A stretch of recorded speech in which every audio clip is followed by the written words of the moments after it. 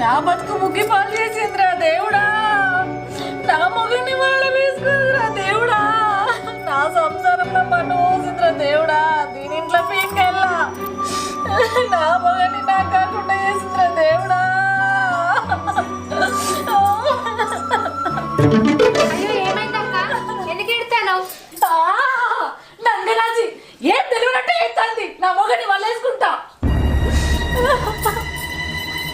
నా మొగని వల్లేసుకొని నా ముందు తైతక్కలాడుతున్నావా?